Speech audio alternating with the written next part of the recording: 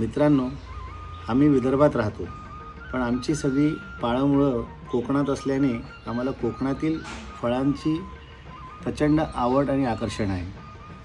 कोकणातील आंब्यासारखंच एक अप्रतिम फळ म्हणजे फणस. फणसातील दोन जाती, एक कापा फणस, दुसरा बरका फणस. कापा फणस हा त्याच्या गऱ्यांसाठी प्रसिद्ध आहे.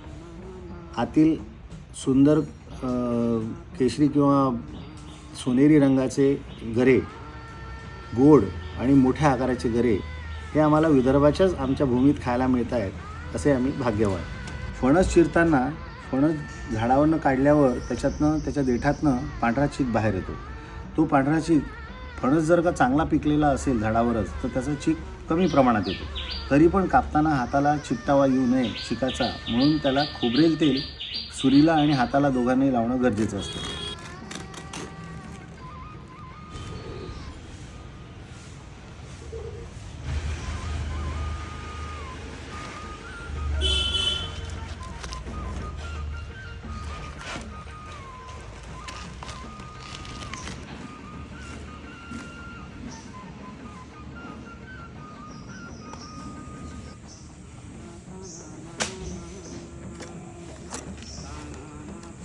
मूळचं वेस्टर्न घाटमधले असलेलं हे झाड आता पूर्ण भारतभर आढळत आहे.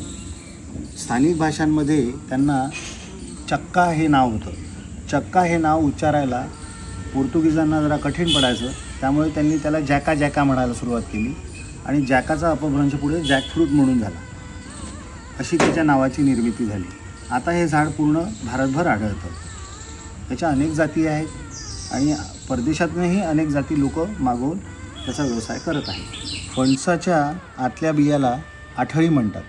त्या आठळीपासून आम्ही घरीच रोपं तयार केली आहे. या आकाराचं रोप आता हे वर्षभराचं रोप आहे.